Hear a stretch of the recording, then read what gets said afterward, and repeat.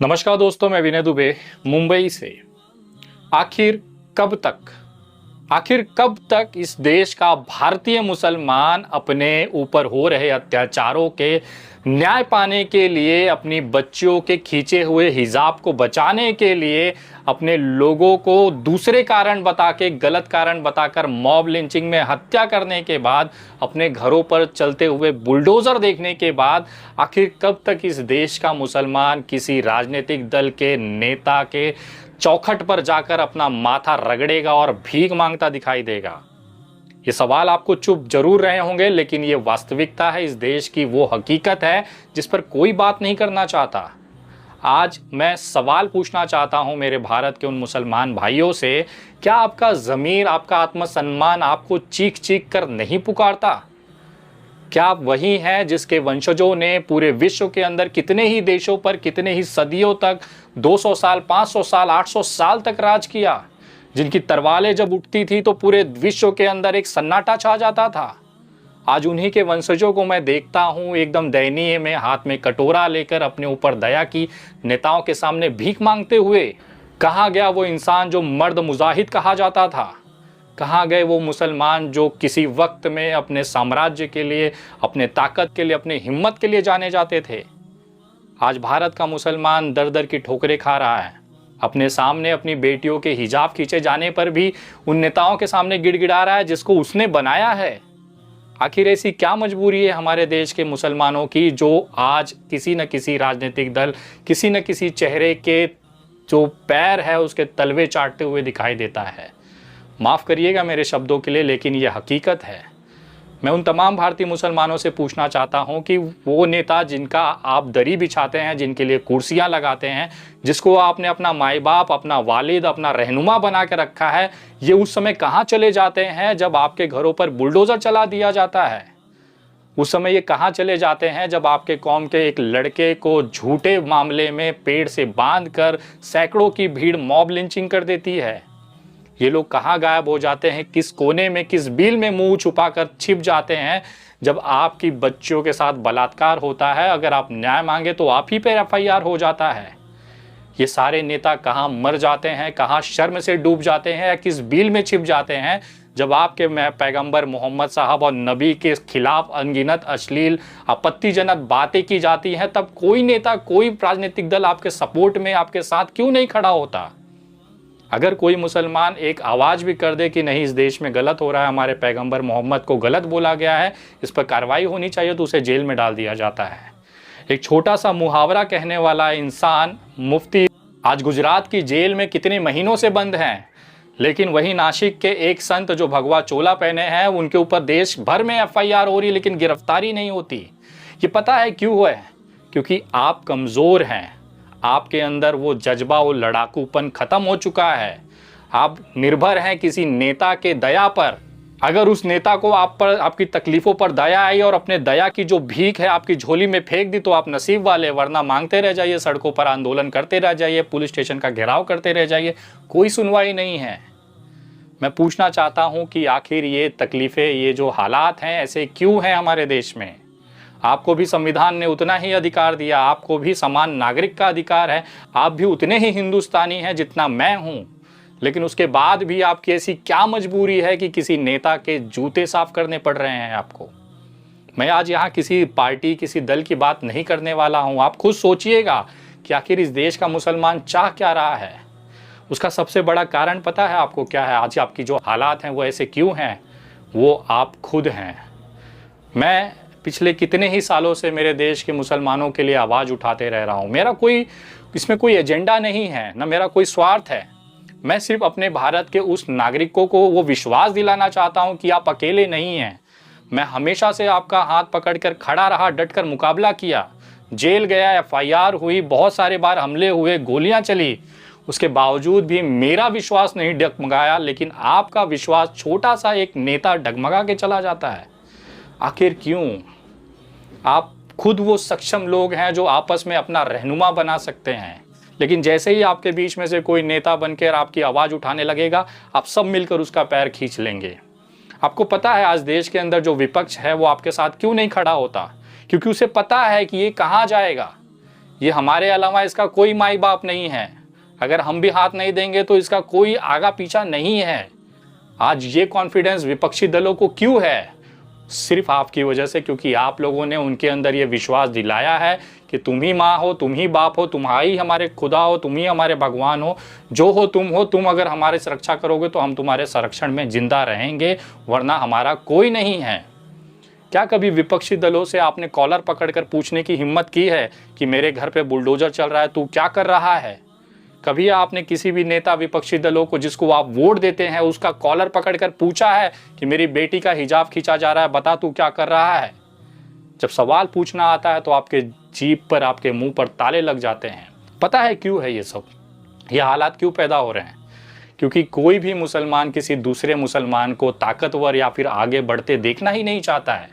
शायद यही कारण है कि 70 साल बाद भी आज आपका एक रहनुमा नहीं है। गिन चुनकर ओवैसी और बाकी ऐसे लोग उठते हैं, लेकिन उसको भी भाजपा की बी टीम बता दिया जाता है। अगर मैं देश के 14% मुसलमानों से, यानी कि 25 करोड़ आबादी से अगर पूछूं कि ओवैसी और एमआईएम को भाजपा की बी टीम का तबका किसने दिया है, तो शायद ही कोई मुसलमान बता पाएगा। गूगल कर लीजिएगा। भारतीय जनता पार्टी की बी टीम एमआईएम और ओवैसी है। ये स्टेटमेंट देने वाले विपक्षी दल है जिस इंडिया अलायंस है, जिसका आप आज पैर पकड़कर उसकी दया की भीख पर जिंदा हैं। ये प्रोपोगेंडा चलाया ही इसीलिए जाता है कि मुसलमान एकजुट न रह पाए। आपके कौम के अंदर वो ताकत है, पूरा देश की इकोनॉमी वो चलाते हैं, मेहनत करते हैं, मजदूरी करते हैं, जिस क्षेत्र में है वहाँ पर अपना पूरा जी जान लगा देते हैं, लेकिन हार जाते हैं केवल एक जगह, राजनीति में। जी, राजनीति वो जगह है जहाँ पर आपकी तकदीर लिखी जाती है, लेकिन उसके बावजूद भी आप अपना रहनुमा नहीं बना पा रहे हैं। आपको किसी अखिलेश यादव, किसी ममता बनर्जी, किसी राहुल गांधी की ज़रूरत पड़ती है, और वो उस समय गायब हो जाते हैं जब आपके घरों पर बुलडोजर चलती हैं, आपके बिटिया का हिजाब खींचा जाता है। क्या फ़ायदा ऐसे नेता का जो आपके मुसीबत में ही ना दिखाई दे? अपने बीच से नेता पैदा करिए, रहनुमा पैदा करिए, और वादा है मेरा, अगर आपने ये बदलाव अपने अंदर लाया, अपने अंदर ये एकजुटता लाई ना, इस देश के अंदर कभी भी मुसलमानों को लेकर कोई अपशब्द नहीं कह पाएगा। इतनी औकात की, इतनी हिम्मत किसी के अंदर नहीं है, चाहे वो नेता हो, चाहे वो संत हो, चाहे सोशल मीडिया पर बैठने वाले ये 2 रुपए के भड़वे टट्टे हों। किसी की इतनी औकात नहीं होगी कि आपके नबी, आपके मोहम्मद के खिलाफ एक शब्द भी बोल पाए। लेकिन वो इसी के लिए बोल पाते हैं क्योंकि आप अपने अंदर से कमज़ोर हैं, टूटे हुए हैं, बिखरे हुए हैं। एक दूसरे का हाथ पकड़िए, मजबूती से, लीगल तरीके से, संविधान के दायरे में रहकर अपने आप को मजबूत करिए। अगर कोई मुसलमान आगे जा रहा है तो उसको ताकत दीजिए, उसके हाथ को मजबूत करिए, ना कि उसके पैर को खींचिए। लेकिन इस पूरी दुनिया के अंदर अगर आप सबसे बड़ी चीज़ देखेंगे तो आप खुद अपने खुदा से दूर हो चुके हैं। अगर मैं आज पूछूं कि कितने लोग ऐसे हैं जो 5 वक्त की नमाज़ पढ़ते हैं, तो बहुत गिने चुने चुनिंदा हाथ ऊपर उठेंगे कि हम 5 वक्त के नमाजी हैं। बाकी सब लोग बाहर हैं। जिस खुदा ने, जिस ऊपर वाले ने आपको पूरी दुनिया दी, पूरी ताकत दिया, आपको अच्छा परिवार दिया, रहन सहन दिया, निवाला दिया, पेड़ दिया, ऑक्सीजन दिया, आकाश दिया, धरती दिया, उसका एक शुक्रिया अदा करने का आपके पास वक्त नहीं है। एक शुक्रान की नमाज होती है, शुक्रिया की नमाज होती है। वो आज तक बहुत कम मुसलमान को पता होगा कि इस तरह की नमाज में शुक्रिया भी अदा किया जाता है उस ऊपर वाले का जिसने ये ज़िंदगी दी, ये सारा सब कुछ उसी का दिया है। मैं पूछना चाहता हूँ, कभी आपने गौर किया है? मैं एक ब्राह्मण हिंदू हूँ, लेकिन मुझे ये पता है कि अपने भगवान को खाने के एक निवाले से पहले हाथ जोड़कर, थाली में हाथ जोड़कर उनको प्रणाम करके धन्यवाद दिया जाता है कि हे प्रभु, तूने आज ये अन्न मेरे पेट में निवाला बन के भेजा है, उसके लिए तेरा लाख लाख शुक्रिया।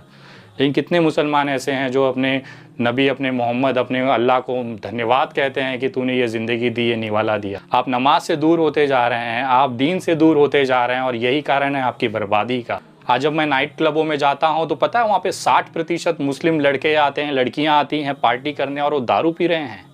जिस दारू को इस्लाम में, कुरान में हराम बताया गया है, उसकी नई जनरेशन आज अपने आप को पार्टी और दारू पीने में अपने आप को गौरवान्वित महसूस करता है। हाथ में दारू का ग्लास, शरीर के अंदर दारू, उसके बाद आप कहते हैं कि नहीं हम मुसलमान हैं। जिसका ईमान ही नहीं बचा, जिसको कुरान पर विश्वास नहीं, जिसको अपने अल्लाह के बताए हुए रास्ते पर विश्वास नहीं, वो किस तरह का मुसलमान है भाई? आपके सामने एक भूखा मर रहा होता है, कोई तकलीफ़ नहीं, आगे बढ़ जाते हैं। आपका पड़ोसी भूखा रह जाता है, कोई तकलीफ़ नहीं, आगे बढ़ जाते हैं। आपका भाई, अपना सगा भाई तकलीफ़ में है, उसके साथ नहीं खड़े होते हैं। तो ये सारी चीज़ें ऊपर वाला आपको अजाब के तौर पर भेज रहा है। आज देश भर में, विश्व भर में जो मुसलमानों की हालत है, ये मुसलमान द्वारा खुद बनाई गई है। आप जब अपने अल्लाह से दूर होंगे, अपने नमाज से दूर होंगे, अपने दीन से दूर होंगे, अपने अंदर बताए हुए कुरान के उन तमाम तरीक़ों से दूर होंगे, तो ऊपर वाला तो बदला लेगा ही। आज गाज़ा की हालत देख लीजिए, तमाम विश्व के अंदर चाइना की हालत देख लीजिए, मुसलमान कत्लेआम किया जा रहा है। उसका कहीं ना कहीं कारण आप खुद हैं। जिस दिन आप अपने अंदर ये चीज़ें नहीं महसूस कर पाएंगे, तब तक ये बदलाव हो ही नहीं सकता। आपको कोई भी नेता जूते से मार के चला जाएगा, आप कुछ नहीं कर पाएंगे। पहले आप अपना दीन और अपना ईमान मजबूत करिए, उसके बाद अपने पार्टी, अपने लोग, अपने नेताओं को आप खड़ा करिए, उन्हें मजबूत करिए। चाहे किसी भी दल से हो, हमारे बीच का नेता हमारा होना चाहिए, उसको आगे बढ़ाइए। तब कहीं जाकर आप लोग एक मजबूत स्थिति में भारत के अंदर आएंगे। अन्यथा अगला 20 साल 50 साल तो मैं अंधेरे में ही देख रहा हूँ कि भारत के जो मुसलमान हैं वो या तो राहुल गांधी के दया की भीख पर पलेंगे या अखिलेश यादव की भीख पे पलेंगे। लेकिन ये दोनों ही नेता उस समय नहीं दिखाई देते जब आपको सही में ज़रूरत होती है। तो नेता अपने बीच का पैदा करिए, अपने लोगों के बीच का करिए, ताकि आपके मुसीबत में आपके साथ खड़ा रह सके। मैं ये बातें इसलिए कह रहा हूँ क्योंकि मैं लगातार देश के अंदर देख रहा हूँ, मेरे जो मुसलमान भाई हैं वो उनका आत्मविश्वास टूटता जा रहा है। उनको अब ये लगने लग गया है कि हमारे साथ यही होना लिखा हुआ है, हम कुछ नहीं बदलाव कर सकते। अरे एक छोटी सी चिंगारी, एक क्रांति पैदा करिए अपने लोगों के बीच, हाथ पकड़िए तो सही एक दूसरे का। देखिए बदलाव कैसे नहीं आता। बिना लाठी, बिना बंदूक, बिना गोली के भी एक सफ़ेद कपड़ा पहना, धोती और ऊपर एक तन ढका हुआ नंगा इंसान, जिसे हम महात्मा गांधी कहते हैं, 200 साल राज किए हुए अंग्रेज़ों को खदेड़ के भगा सकता है। आप लोग तो वैसे भी इतने मजबूत हैं, आपस में एक दूसरे के साथ जुड़े हैं। बस एक दिल की एक जो परिस्थिति है, दिल का एक सोच है, दिमाग का एक जो सोच है, उसे बदलने की कोशिश है। जिस मस्जिद के अंदर आप एक साथ खड़े होते हैं, गरीब भी आपके बगल में है, फ़कीर भी आपके बगल में है, एक साथ नमाज अदा करते हैं, वही भावनाएं आप बाहर क्यों नहीं लाते? जैसे ही मस्जिद के बाहर नमाज़ पहन के निकलेंगे, जैसे ही चप्पल जाए पैर में आएगा, आपके अंदर एटीट्यूड आ जाता है कि अरे मैं तो अमीर हूँ, मैं तो फलाना हूँ, मैं तो ढिमकाना हूँ। ये सारे लोग जिनके अंदर भी ये घमंड है ना, थोड़े ही दूर पर अपने बसे हुए कब्रिस्तान में जाके देखिए, वो सारे घमंड, वो सारी अमीरी उस कब्र के अंदर दफनाई जा चुकी है। वही आपका भी होना है, वही मेरा भी होना, वही सबका होना है। तो किस चीज़ का घमंड है मेरे भाई? जब तक जिंदा हैं, मानवता, इंसानियत को पालिए। मैं ये बातें इसलिए कह रहा हूँ क्योंकि अगर आप एक दूसरे का हाथ नहीं पकड़ेंगे तो आपके साथ ये चीज़ें होती रहेंगी। अभी मैं कुछ दिन पहले ही समस्तीपुर गया था। वहाँ एक मेहताब नाम का इंसान है जो शरीर से सड़ रहा है, उसके रीढ़ की हड्डी टूट चुकी है, सर्जरियाँ हो चुकी हैं। लेकिन जब मैं उसकी मदद के लिए आप लोगों से निवेदन करता हूँ तो क्या होता है? 48,000 रुपये 140 करोड़ की आबादी में। और जब मैं ट्रांजैक्शन देखता हूँ तो उसमें भी 30% हिंदू भाइयों ने उस मरीज़ की मदद के लिए पैसे भेजे थे। इस देश के अंदर ऐसे भी तमाम हिंदू हैं जो मुस्लिम भाइयों के साथ खड़े हैं, लेकिन आपको अपने लिए खुद की लड़ाई लड़नी पड़ेगी। मेहताब आज तकलीफ़ों में जी रहा है, उसका पैर सड़ा हुआ है, उसके हालात ख़राब हैं, उसकी बूढ़ी माँ उसे पाल रही है, उसका इलाज करा रही है। अगर आज आप लोग एकजुट होते, एक साथ एक दूसरे का हाथ पकड़े होते तो शायद आज उसका हालत बेहतर होता। मुझे तकलीफ़ होती है उस हालात को देखकर।